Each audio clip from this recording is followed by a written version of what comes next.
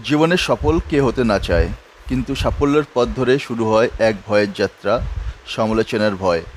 আজ যে গল্পটি আপনাদের শোনাতে চলেছি তা কেবল একটি অনুপ্রেরণার গল্প নয়, একটি জীবনের বাস্তব পাঠ, যেটি গৌতম বুদ্ধ নিজে একটি উদ্বিগ্ন মানুষকে শুনিয়েছিলেন। তাই এই গল্পটি মন দিয়ে শুনুন, কারণ আপনার চিন্তাভাবনাকে বদলে দিতে সাহায্য করতে পারে। একদিন গৌতম বুদ্ধর কাছে এলেন এক যুবক, মুখে চিন্তার রেখা, ভয়ে তার চোখ।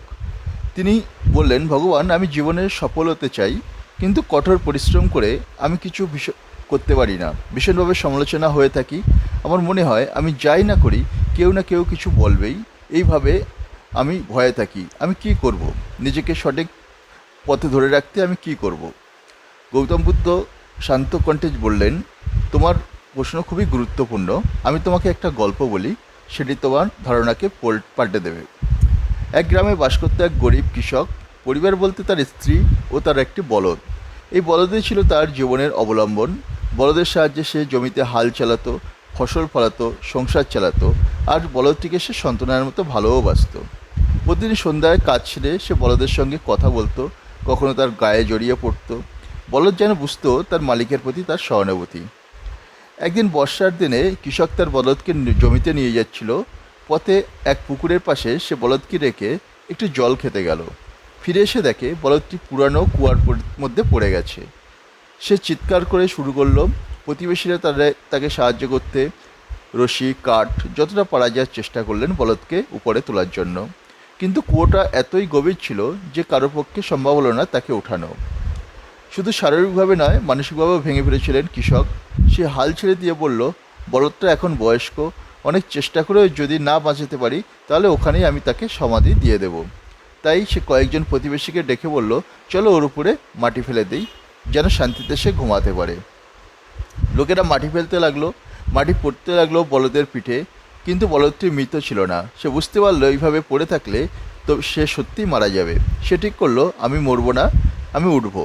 প্রতিবার যখন মাটি তার গায়ে পড়তো তা সে ঝেড়ে ফেলে পায়ের নিচে ফেলতো। আস্তে আস্তে করে সেই মাটিকে সিঁড়ি বানিয়ে উপরে উঠতে লাগলো। লোকেরা বুঝতে পারলো লোকেরা বুঝতে পারলো না এটা কী হচ্ছে, কিন্তু কৃষক যখন কুয়ায় উকি দিল তখন সে বিস্ময়ে চোখ ছানাবড়া। বলদ প্রায় উঠে এসেছে। সবাই মাটি ফেলতে থাকলো, আর সেই বলদ সেই মাটির নিচে পায়ে করে একটা সিঁড়ি বানিয়ে উপরে উঠে এলো।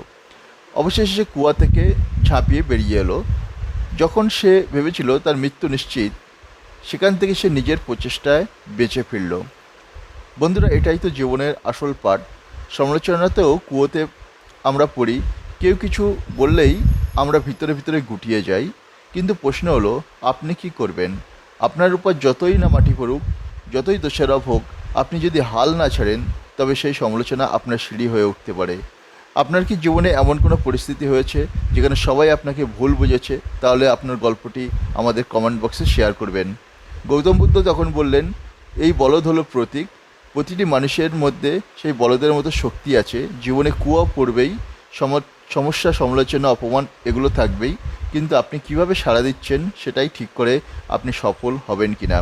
তাই বন্ধুরা, সমালোচনা ভয় না পাবে, বরং সেটি ব্যবহার করে আপনার জয়যাত্রার সিঁড়ি হিসাবে ব্যবহার করুন। মনে রাখবেন, কেউ যখন আপনার পিছনে কথা বলে, যখন আপনি তার সামনে আছেন, সে আপনাকে দেখতে পাচ্ছে। এই গল্পের কোন অংশটি আপনাকে সবচেয়ে ভালো লেগেছে তা কমেন্ট সেকশানে জানাবেন। গল্প শুনে সেই গৌতম বুদ্ধকে প্রণাম জানিয়ে বলল, আজ আপনি বুঝতে পারলেন সফলতা মানে কেবল গন্তব্য নয়, বরং সেটা কুয়ো থেকে শুরু হতে পারে।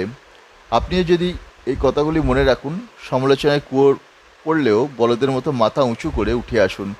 জীবন আপনাকে দেখাবে সেই আলো, যদি আপনার মাটি নিচে চাপা না পড়ে সেটিকে দিয়ে সিঁড়ি বানান।